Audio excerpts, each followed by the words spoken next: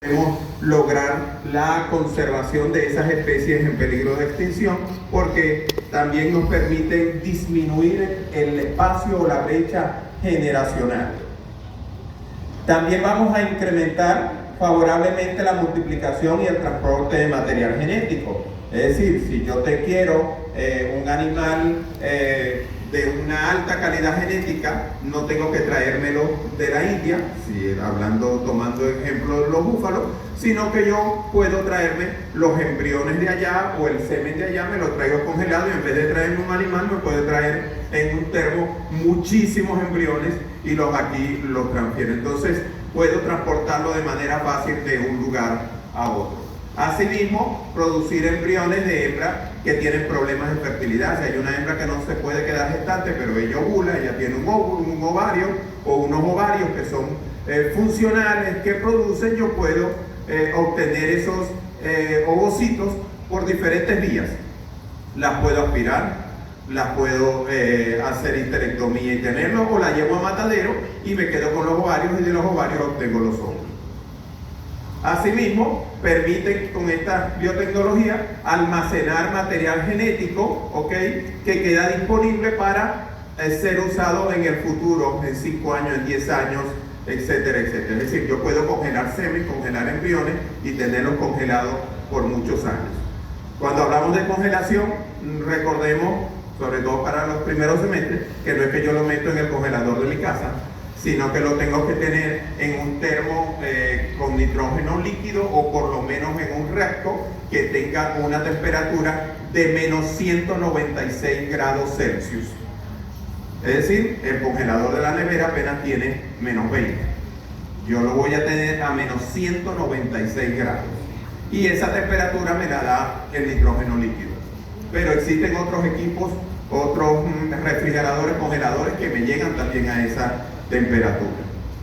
Asimismo, de esta forma vamos a contribuir al desarrollo del sector ganadero, al desarrollo de la unidad de producción para la cual nos contrataron. Existen, como les dije, biotecnologías como es la sincronización de celo y la sincronización de la ovulación, y lo hago con la finalidad de realizar inseminación artificial, bien sea, generalmente hoy en día se habla mucho de IATF, inseminación artificial a tiempo fijo. Es decir, no tengo que detectar celos, sino que en un determinado momento, después de la sincronización, después de retirado el dispositivo, yo voy a inseminar esos animales.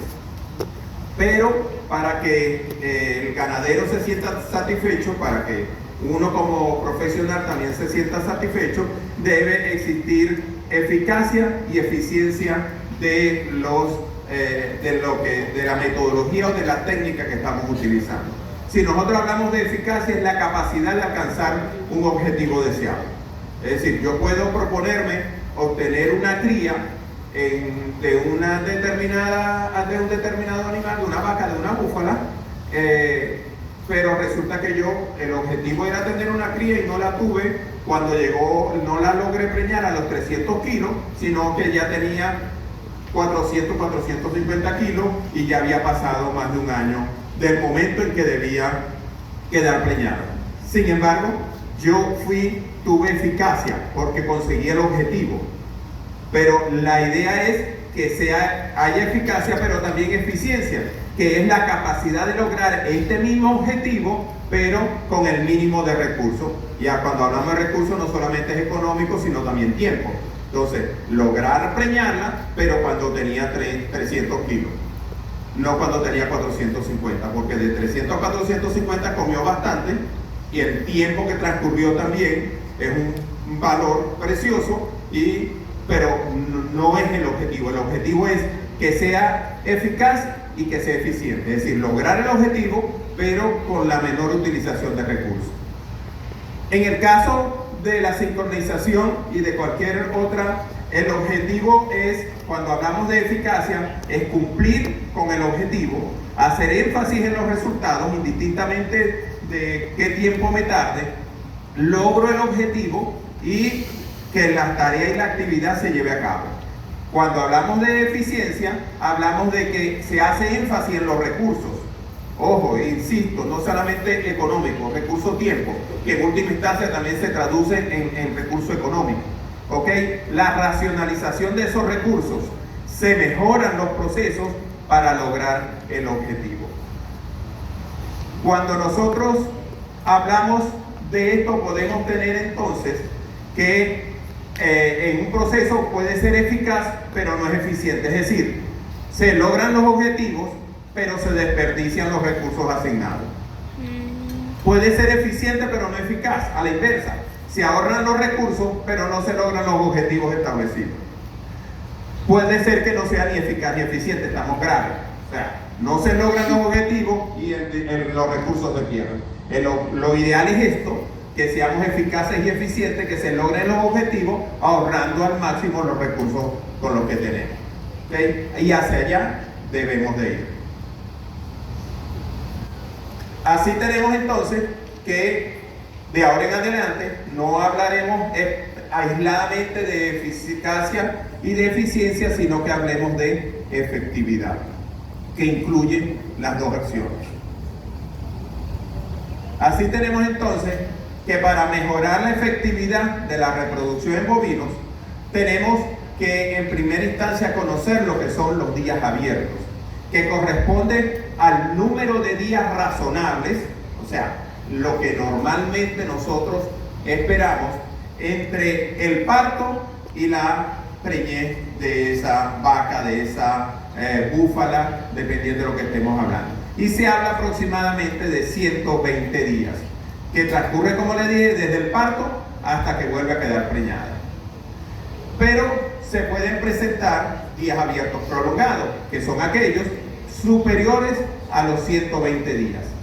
Es decir, cuando ya el animal me tiene más de 120 días abiertos, o sea, sin preñarse, estoy hablando de días abiertos prolongados.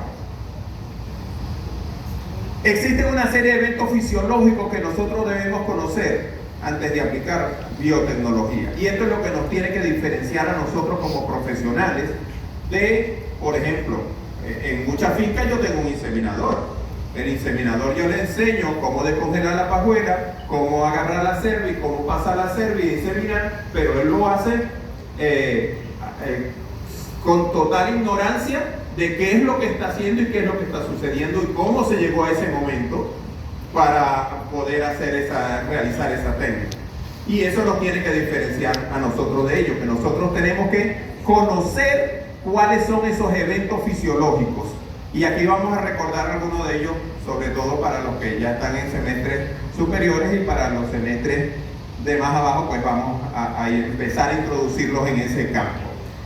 Vamos a hablar específicamente de inseminación artificial a tiempo fijo y sincronización de celo y ovulación. Así tenemos que lo primero que tenemos que conocer de un animal es el ciclo estral. Si yo no conozco el ciclo estral o ciclo reproductivo del animal, yo no puedo manipularlo. O sea, si yo me meto a manipularlo, no sé ni siquiera lo que estoy haciendo. Entonces, yo debo conocerlo, conocer la fisiología, para saber si aplico una hormona, qué efecto va a hacer esa hormona. Si cada paso que yo dé en el proceso biotecnológico, yo tengo que conocer el proceso fisiológico, porque lo que voy a hacer con la biotecnología es a manipular el ciclo, voy a manipular la fisiología del animal. Entonces yo tengo que conocerla bien para poder manipularla. Así tenemos que el ciclo estral no es otra cosa que el periodo de tiempo que transcurre entre un estro y otro. ¿Y qué es el estro? Es el momento en que la hembra es receptiva al macho. Es decir, está en celo, se deja montar por el macho.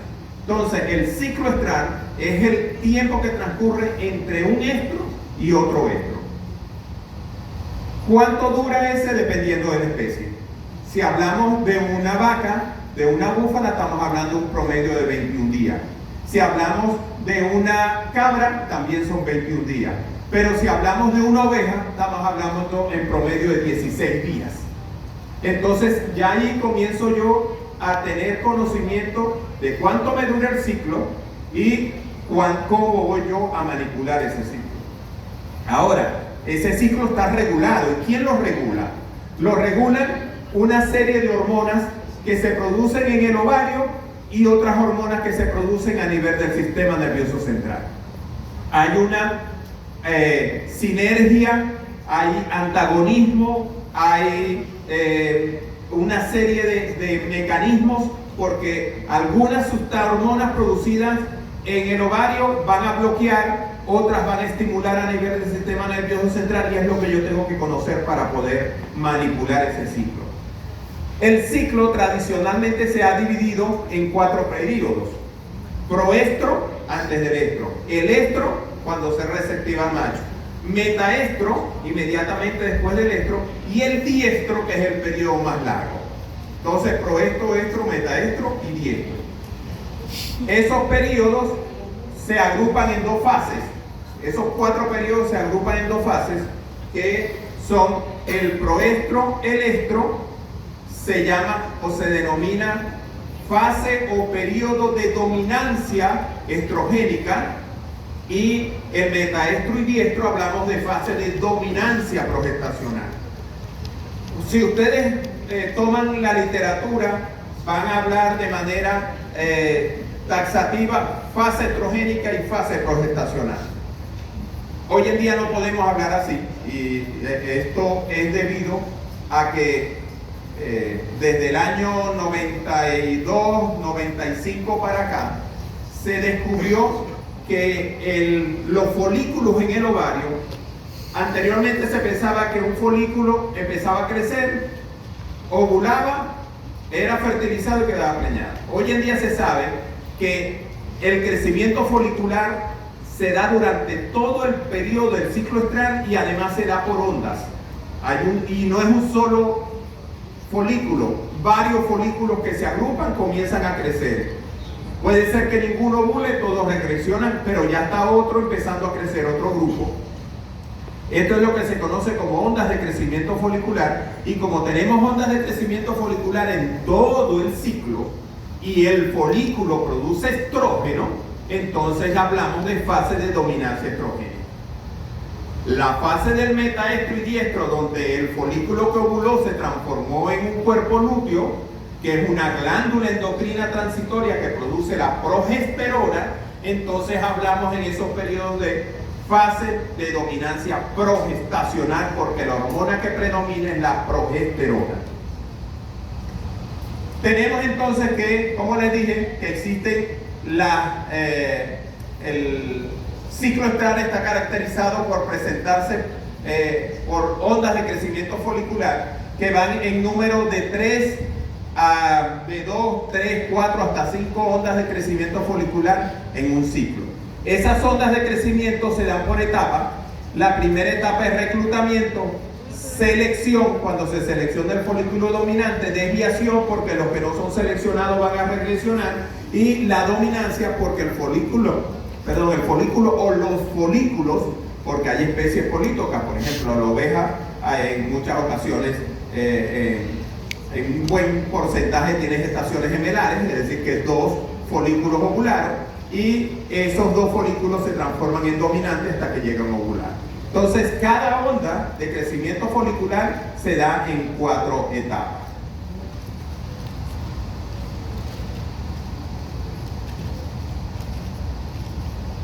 Más o menos esta es la representación. Tenemos en la primera onda de crecimiento folicular un grupo de folículos que crecen. Como es la primera onda, esa onda no es ovulatoria, todos los folículos regresionan. Entonces aquí hay reclutamiento, no hay selección, hay desviación y no hay dominancia. En la segunda onda tenemos que puede ser una onda ovulatoria, tenemos el reclutamiento, selección del folículo dominante, desviación y la dominancia. Este folículo puede ser ovulatorio, puede llegar a ovular y es un óvulo viable, pero en el mayor porcentaje de animales estos ciclos son de 3 ondas. Entonces, si este no es el ovulatorio, va a regresionar y viene la siguiente onda, la tercera onda, y ese folículo sí se convierte en folículo ovulatorio. Anteriormente hablábamos de que existía un eje que controla el ciclo estral, que es el eje, y se hablaba de la neuroendocrinología del ciclo estral, es decir, que era el sistema nervioso, el sistema endocrino. Hoy en día hablamos de inmunoneuroendocrinología del ciclo estral, porque está también involucrado el sistema inmune. Entonces, todos esos eventos fisiológicos dentro del ciclo estral. El sistema nervioso, ¿cuál es la parte del sistema nervioso que nos ayuda a controlar el ciclo? Los que están viendo anatomía, todavía no hemos llegado aquí, pero vamos a llegar. Este es un corte sagital del encéfalo y aquí podemos ver esto que está acá es el tálamo, es la unión intertalámica entre los dos hemisferios, y esto que está aquí punteado está delimitando una zona que se llama hipotálamo. Como está aquí el tálamo y está debajo de él, se llama hipotálamo. En el hipotálamo existen unos núcleo supraóptico y núcleo paraventricular que van a producir una serie de sustancias que van a ir a ejercer su trabajo específicamente en una glándula que va aquí, que es la glándula hipófisis. ¿Okay? Entonces, del hipotálamo a la hipófisis, específicamente una hormona que se denomina GnRH, que es hormona liberadora de gonadotropina por sus siglas en inglés. ¿Okay? Esta entonces la hipófisis, donde vienen a trabajar ellas. Aquí una representación esquemática, aquí tenemos el tálamo, aquí tenemos los hemisferios cerebrales y aquí tenemos los núcleos supraóptico y paraventricular que vienen a ejercer su función a nivel de la hipófisis. Como su nombre lo indica, factores liberadores de gonadotropina. Las gonadotropinas están acá en la hipófisis y esta hormona estimula la liberación de gonadotropinas. ¿Cuáles son las gonadotropinas que más nos interesan a nosotros? La folículo estimulante y la hormona luteinizante, LH y FSH, como las van a conocer de ahora hasta que estén en las 4 tablas. Y aquí vemos igualmente el núcleo paraventricular, el núcleo supraóptico, porque aquí está el quiasma óptico y que viene a ejercer su efecto a nivel de la adenohipófisis. Igualmente, ¿ok? Lo mismo.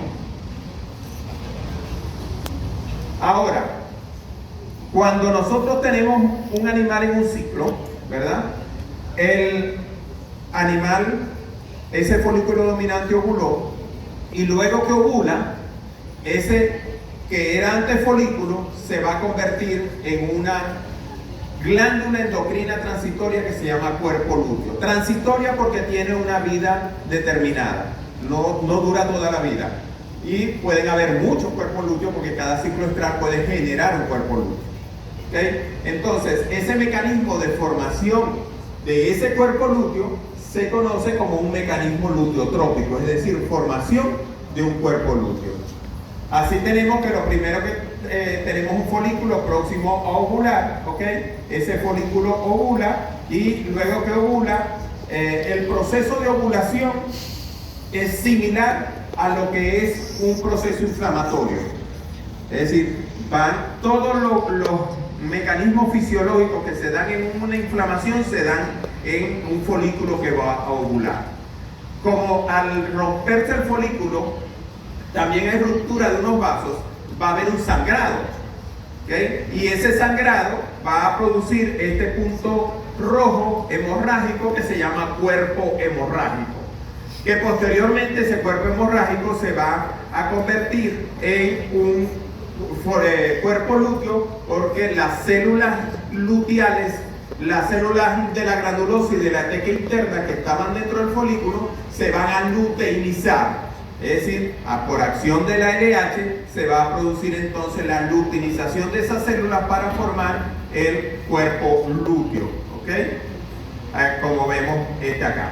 Este cuerpo lúteo es una glándula endocrina transitoria, repito, porque si el animal queda preñado, dura la gestación. Si no queda preñado, dura en la vaca aproximadamente 16 días, en la oveja 12 días, en la búfala 16 días y luego regresiona mediante un mecanismo que es necesario que se produzca para que haya una nueva oportunidad de quedar preñado. Si no quedó preñado, te vas porque tenemos que volver a intentar quedar preñado. Entonces, ese cuerpo lúteo, si el animal no queda preñado, tiene que desintegrarse porque mientras esté el cuerpo lúteo no hay una nueva oportunidad de ovulación. Entonces hay que regresionar ese cuerpo lúteo. ¿Y quién lo ayuda a regresionar? Esta hormona que está acá, que en realidad no es una hormona, es un eicosanoide, que es la prostaglandina F2 alfa, que se produce en el endometrio, es decir, se produce en el útero. De allí que hablamos que el ciclo estral es uterodependiente, porque si yo tengo un cuerpo lúteo en el ovario y le quito el útero a la vaca, ese cuerpo lúteo no regresiona. Entonces depende del útero y hablamos de útero dependiente. Este eicosanoide tiene que existir aproximadamente 5 picos, o sea, 5 impulsos de prostaglandina F2 alfa en 24 horas para que se pueda dar la regresión del cuerpo lúteo. ¿Y qué mecanismo hace el cuerpo lúteo? La prostaglandina F2 alfa hace 3 mecanismos. 1, induce un proceso de isquemia, es decir, va a producir vasoconstricción de la arteria que está irrigando el cuerpo lúteo, y si se contrae deja de llegar sangre al cuerpo lúteo y va a morir por isquemia. O sea, muere por falta de oxígeno, por falta de sangre. Puede ser que se dé un mecanismo celular. Ese mecanismo celular lo estimula la prostaglandina, porque todas las células que nosotros tenemos en el organismo tienen una información de cuándo debe morir, que es el proceso de apoptosis, muerte celular programada. ¿Qué hace la prostaglandina? Estimula a que esa muerte celular se produzca en ese momento. ¿Ok? Entonces estimula lo que es el proceso de apoptosis. Y el tercer mecanismo es la activación del sistema inmune. Y aquí entra ya parte de ese eje inmuno-neuroendocrino que controla el ciclo estral de los animales. Entonces, ¿qué hace el sistema inmune? Va a haber migración de células de defensa, de macrófagos, para que las células del cuerpo lúteo muertas por isquemia o por apoptosis sean degradadas de ese sitio y sean eliminadas. Y solamente quede una cicatriz, que es un punto blanco que lo van a leer por allí como cuerpo blanco o albícalis. Y a veces cuando uno está en el matadero, que mira el útero, mira el ovario, mira cada vez que hubo una ovulación, un cuerpo lúteo, va a un puntico blanco. ¿Okay? Así entonces, viene que esa prostaglandina, para actuar, ella tiene que existir una cadena de eventos previos, una cascada de eventos previos para que ella pueda sintetizarse. O sea, ella no se sintetiza así sola. Y esa es la acción de la oxitocina en este proceso de degradación del cuerpo lúteo que se conoce como luteólisis, es decir, desintegración o muerte del cuerpo lúteo. Así tenemos que la oxitocina, ella puede ser sintetizada en el cuerpo lúteo, pero también hay una oxitocina a nivel de la hipófisis. Anteriormente se pensaba que era la oxitocina la que se regulaba. Es decir, el mecanismo que controlaba a que hubiese la secreción de prostaglandina era que la oxitocina se unía a su receptor y desencadenaba todo, lo cual no era falso, era cierto. Pero lo que se controlaba no era la oxitocina, porque se podía controlar la oxitocina ovárica, pero ¿qué hacíamos con la oxitocina que se está produciendo a nivel del sistema nervioso central? Cuando esa oxitocina, los científicos dijeron no puede ser la oxitocina, porque ¿quién me controla la del sistema nervioso central? Entonces se enfocaron en que no debía de ser la oxitocina, sino el receptor para esa oxitocina. Si no hay receptor, no hay respuesta. El animal puede estar navegando en oxitocina, pero no hay respuesta porque no tiene con quién unirse para ejercer su acción. Y entonces allí es donde se habla de que no era la síntesis y la secreción de la oxitocina, sino del receptor para esa oxitocina. Un poquito para lo nuevo. Cada hormona, cada sustancia, en el órgano donde ella ejerce su acción, tiene que haber alguien con quien unirse para desencadenar los eventos que van a suceder dentro de la célula de la información que ella lleva. Entonces, esa molécula que está en la célula que la recibe se llama receptor. Ese es el receptor de la oxitocina, de la prostaglandina F2 alfa, de la progesterona, de los estrógenos. Todo tiene su receptor. ¿Ok? Entonces, ¿cómo se regulan esos receptores que en primera instancia se hablaban de los receptores de oxitocina? Pero se demostró que también se tienen que regular los estrógenos, y ya les digo por qué. En primera instancia, tenemos que la secreción de prostaglandina es regulada por la oxitocina, los estrógenos y la progesterona, y los receptores de ellas juegan un papel importante los tres para poder darse la síntesis de prostaglandina. Esto que está acá, que no se me ve, no sé por qué, aquí está la síntesis, el resultado final, que es la prostaglandina. Pero ¿cómo llegamos ahí? Si yo tengo un cuerpo lúteo que me produce progesterona, P4 es progesterona, donde ustedes la vean por ahí, P4 es progesterona, OT es oxitocina, pero tengo oxitocina del cuerpo lúteo, pero miren, de la hipófisis también tengo oxitocina. La oxitocina se une a su receptor, activa esa sustancia FLC2 que se llama fosfolipasa C2, que a su vez activa la FLA2, que es fosfolipasa A2, que actúa en la membrana de la célula para liberar fosfolípidos. Entre los fosfolípidos está este AA, que es ácido araquidónico, el cual por acción de esta enzima que cataliza la conversión de ácido araquidónico a prostaglandina F2 alfa. ¿Qué sucede? Que la progesterona que se produce acá se une a su receptor y bloquea el receptor de estrógeno. Si el estrógeno no tiene receptor, este es un prerequisito para que el receptor de oxitocina se sintetice. Entonces, si yo no tengo receptor de oxitocina porque no hay receptor de estrógeno, por lo tanto puedo estar navegando en oxitocina, pero no hay receptor con quien unirse, y por lo tanto no se desencadena esto, no hay síntesis de prostaglandina y el cuerpo lúteo se mantiene vivo, y es lo que sucede en parte en la preñez. Se bloquea la síntesis de la prostaglandina, porque si se sintetiza y se regresiona el cuerpo lúteo, me produce aborto. Si yo a un animal de eso le inyecto prostaglandina, lo aborta, porque le regresiona el cuerpo lúteo, y pero el cuerpo lúteo produce progesterona, que se llama la hormona de la preñez, y yo la digo entre comillas porque tiene otra función también muy importante. En el endometrio, durante el ciclo estral, yo puedo tener en la etapa del metaestro, tengo receptores de oxitocina, ¿ok? Tengo receptores de estrógeno y estrógeno, tengo receptores de progesterona, pero no tengo progesterona, no hay cuerpo lúteo. Entonces la progesterona no me bloquea los receptores de estrógeno. Ok, puede haber receptor de oxitocina y puede haber oxitocina que se una y estimule la síntesis de prostaglandina, pero no hay cuerpo lúteo a quien regresionar. La prostaglandina no va a hacer nada porque no hay cuerpo lúteo. Pero cuando nos vamos al diestro, ok, aquí tenemos ya el cuerpo lúteo funcional que produce progesterona, que me bloqueó los receptores de estrógeno y por lo tanto me bloqueó los receptores de oxitocina. Tengo mucha oxitocina, pero no hay receptores. Entonces no hay síntesis de prostaglandina, y esto es lo que se conoce como bloqueo progesterónico. En la medida que avanza el ciclo, esta progesterona regula en baja sus propios receptores, bajan los receptores de progesterona, suben los de estrógeno, suben los receptores de oxitocina, tengo oxitocina, y se da entonces la síntesis de prostaglandina F2 alfa y se da el proceso de luteólisis, la regresión del cuerpo lúteo.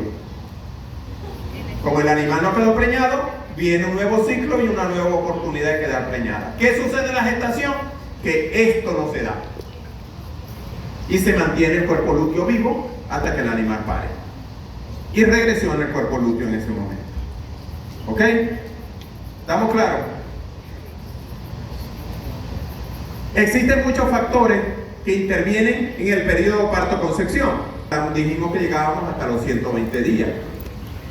El inicio de la actividad ovárica, si no se da la actividad ovárica, caemos en un periodo de anestro, es decir, el animal no está ciclando. Si no cicla, eso se llama anestro. El periodo de detección, la parte de detección de celo y la tasa de detección de celo y la tasa de concepción son importantes. Porque si yo no llevo un programa de reproducción, de inseminación a tiempo fijo, que no me importa detectar celo, yo tengo que detectar celo para poder inseminar esa hembra o pasársela al macho. ¿Okay? Y la tasa de concepción, que es el porcentaje de animales que se prenden. Así tenemos también que este periodo de espera voluntario que nosotros hablamos y que es el puerperio, se supone que en 40 días ya el útero está en condiciones. Pero nosotros siempre hacemos ese diagnóstico con palpación rectal. Decimos ese útero ya evolucionó, ya está en un tamaño adecuado, pero esas son las características macro. ¿Qué hacemos con la parte microscópica? ¿Cómo está ese útero por dentro? Si es capaz de recibir e implantar un nuevo embrión. Para eso, el útero tiene que tener unas características. En primera instancia, el útero tiene que tener un epitelio pseudoestratificado cilíndrico o cilíndrico simple para que esto que vemos acá, que es el trofoblasto, que es una gestación de 14 días en oveja, pueda empezar a implantarse, a unirse con el útero. Si el epitelio no está en estas condiciones, el embrión no se va a implantar.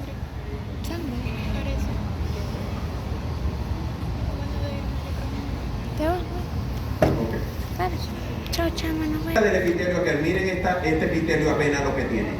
Es decir, que ese epitelio pasa de un epitelio pseudoestratificado cilíndrico a un epitelio cúbico simple a un epitelio plano simple, como en este que está acá.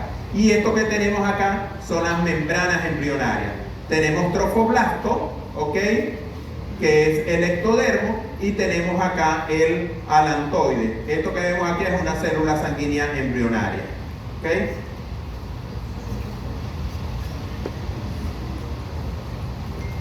Tenemos entonces que ese periodo de espera voluntario, dijimos que era el número de días del posparto en los cuales no se realiza la monta controlada o la inseminación artificial. Es decir, yo voy a dejar ese periodo porque yo decido, porque tiene que darse la involución uterina, no solamente macro, sino microscópica. Y yo tengo que garantizar que ese útero esté en condiciones óptimas para recibir un nuevo embrión. ¿Ok?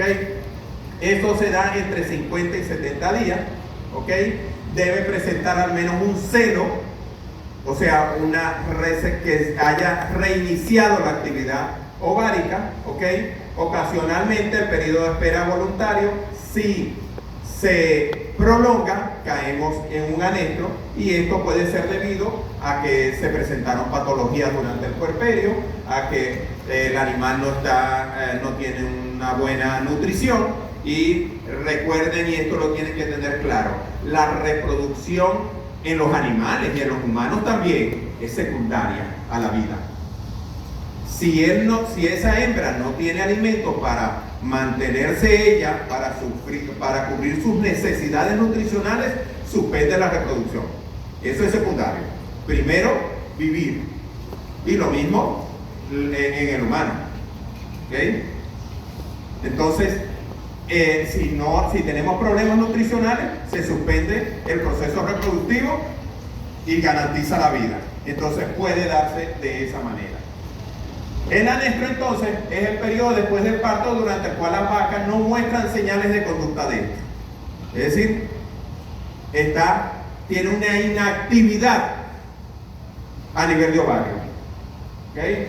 Y como les dije, puede ser nutricional, puede ser, se presenta con mucha frecuencia en las hembras primíparas. ¿Por qué? Porque en muchas ocasiones no han terminado de crecer, no han terminado de desarrollarse, y obviamente tienen entonces que tomar nutrientes para esa función principal.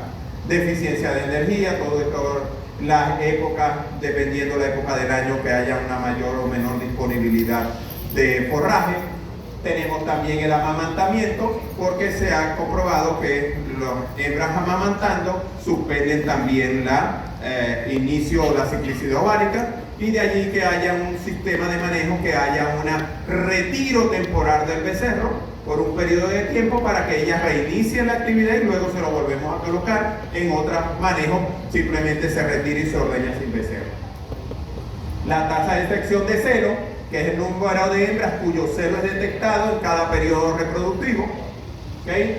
Es importante saber que no solamente que se detecta celo en el 100% de los animales, hay un porcentaje de animales que el celo es, llamamos celo silente, o sea, celo silencioso, que no lo podemos, no lo detectamos.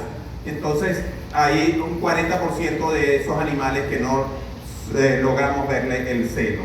¿Okay? La tasa de concepción, que es el número de montas o inseminaciones artificiales necesarias para que quede el animal preñado. ¿Okay?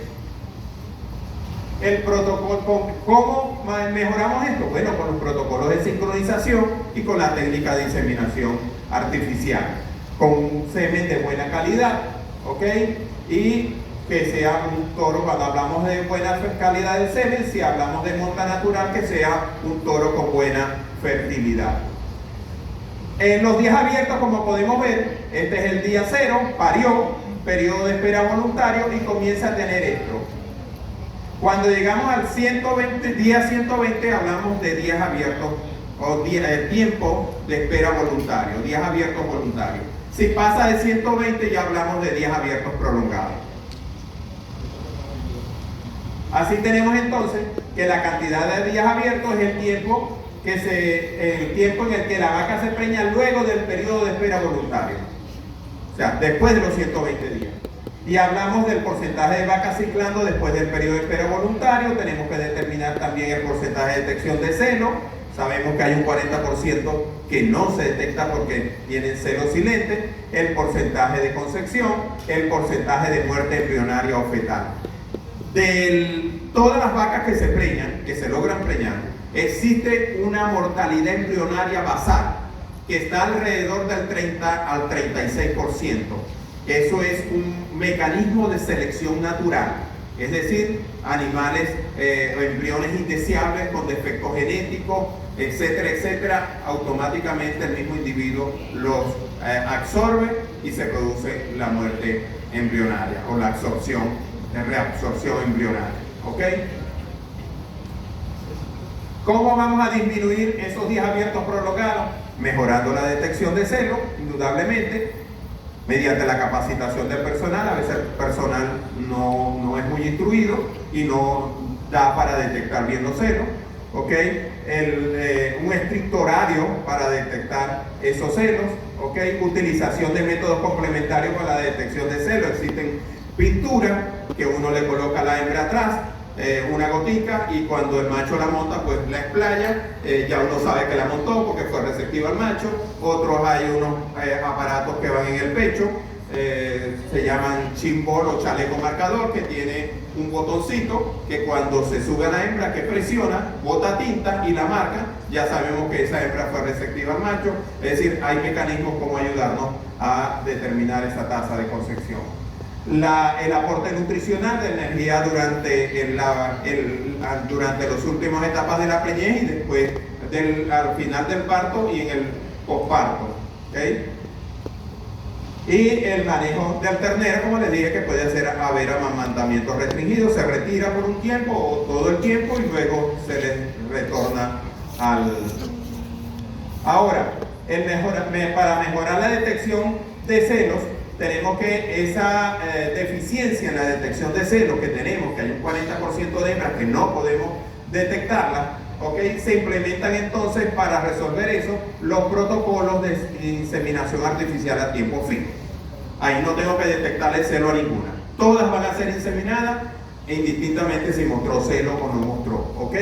Y existe la opción para disminuir esas deficiencias reproductivas a través de esta técnica, que nos lleva a agrupar las manifestaciones de celo mediante un programa de sincronización y hacemos la inseminación a tiempo fijo. Ese mejoramiento de la tasa de concepción se puede hacer mediante las técnicas de inseminación artificial, mediante el uso de terapias hormonales, bien sea GnRH, que se puede colocar durante el seno, 12 días después de la inseminación artificial. La progesterona, para ello existen una serie de dispositivos con progesterona natural, progesterona sintética, en el mercado hay una gran gama de... Y se habla también de una terapia de antibióticos unas 24 horas posterior a la inseminación artificial y luego hacer la inseminación artificial a tiempo fijo. ¿Cuáles son los métodos que tenemos? Tenemos métodos de prostaglandina, pero la prostaglandina, como sabemos, es la regresión del cuerpo lúteo. Si no hay cuerpo lúteo en el animal, no hacemos nada con colocar prostaglandina. O sea, es un tratamiento única y exclusivamente si el animal tiene cuerpo lúteo, porque no, ¿para qué le voy a colocar? ¿Okay? Se coloca cada 10 a 14 días y, ojo, solo funciona en vacas ciclando, es decir, en vacas que tengan cuerpo lúteo. Si no tienen cuerpo lúteo, estamos perdiendo el dinero. ¿Okay? Y se debe observárselo entre el segundo y el quinto día luego de la aplicación de la prostaglandina. La tasa de concepción se considera que es mayor al 80%. También hablamos de protocolos OPSIN, que es un protocolo que trabaja con GnRH, que es la hormona o un análogo sintético, ¿okay? Que es la hormona liberadora de gonadotropina. Es decir, ojo, estoy colocando GnRH, ya yo sé dónde va a actuar ese GnRH. ¿Dónde? En la hipófisis. O sea, tengo que tener claro que va a la hipófisis. ¿Okay? Entonces, esto es un nombre comercial, una sintética, buserelina, gonadorelina, dependiendo, se coloca a los 7 días, se coloca prostaglandina, ¿okay? O decloprostenol, que también es lo mismo, y 2 días después se coloca una segunda dosis de GnRH y se insemina de 16 a 24 horas sin detectar cero, inseminación artificial a tiempo fijo. Ese es el protocolo OPSIN. Existen otros protocolos como el protocolo OPSIN, ¿okay? Pero con la diferencia que se puede trabajar junto con un dispositivo. ¿Okay? ¿Qué hace la GnRH? Estimula la liberación de LH y FSH a nivel de hipófisis, va a inducir la ovulación del folículo dominante y luego viene una nueva onda de crecimiento folicular. Como yo le tengo una acción también de FSH, me va a inducir una nueva onda de crecimiento folicular. Produce la regresión del cuerpo lúteo, la prostaglandina que he colocado, y la segunda dosis de LH me induce a la ovulación de ese folículo dominante unas 30 horas después de la aplicación. Se insemina de 16 a 24 horas después. El protocolo de OPSIN más progesterona, o también conocido como preoxin o doble OPSIN, es igual GnRH, pero se coloca un dispositivo por 7 días que tiene progesterona, es un dispositivo intravaginal, y luego retiro el dispositivo, aplico un lúteo lítico, es decir, que me regresión del cuerpo lúteo, prostaglandina o decloprostenol. 2 días después GnRH y 16 a 24 horas después la inseminación. Existen estos protocolos entonces, que es el COSINS y el COSINS más prostaglandina, progesterona. ¿Cuál es la diferencia del OPSIN con el COSINS? Que el GnRH no la colocan el día antes de la inseminación, sino el mismo día de la inseminación. Y cuando es combinado igual que el otro, se coloca, pero el GnRH, la segunda dosis, va el día de la inseminación artificial. El JSINS es un protocolo que ya no usa GnRH, sino que se coloca un dispositivo intravaginal y el primer día se coloca benzoato de estradiol. Ya estoy hablando de que coloqué benzoato de estradiol, el benzoato de estradiol me está sustituyendo la GnRH, pero no me va a actuar, no va a actuar a nivel de hipófisis, sino que va a actuar a nivel de hipotálamo. Es decir, me voy un paso antes. ¿Qué protocolos nosotros generalmente utilizamos? Un protocolo que nosotros llamamos SLR, Synchrolar Run, que es a través de este kit de sincronización, el cual pues consiste en colocar el primer día el dispositivo, el benzoato de estradiol y una dosis de 50 miligramos de progesterona inyectable. Colocamos el dispositivo por 7 días. El día del retiro se coloca prostaglandina y colocamos SG, gonadotropina coriónica equina, que es una hormona que tiene efecto FSH y LH. Ahí me interesa más su efecto FSH para que termine de inducir la ovulación.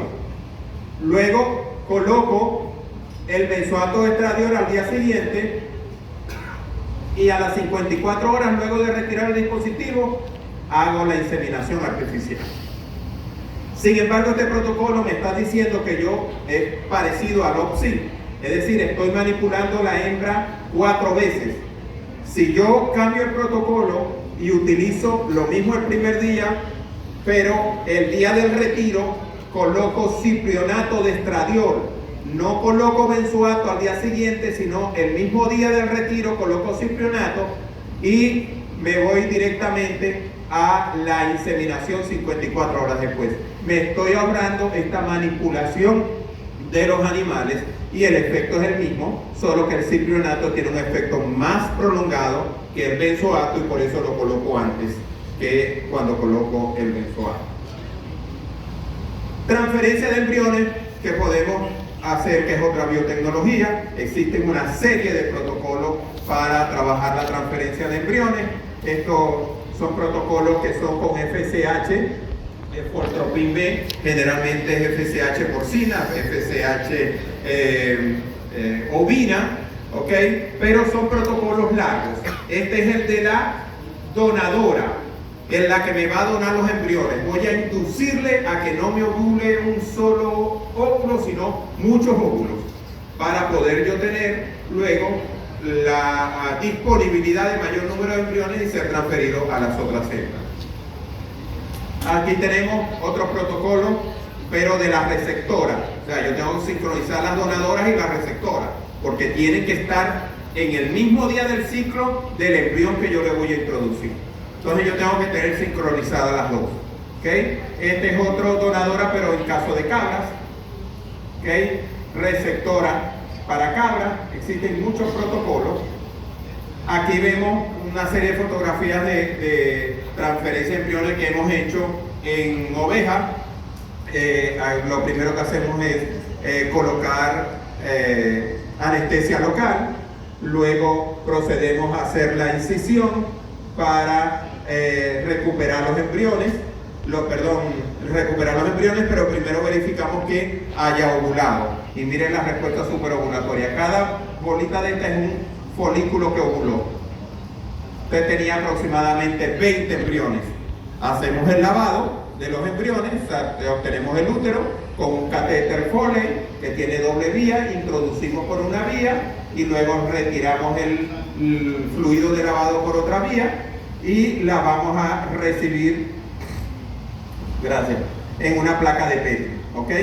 Luego que tenemos, miren acá, tenemos ya ahí recogiendo el fluido y luego vamos a una lupa estereoscópica a ver cuántos embriones recogimos. Si la transferencia la vamos a hacer de una vez porque tenemos las receptoras allí, no lo congelamos, sino va a congelación.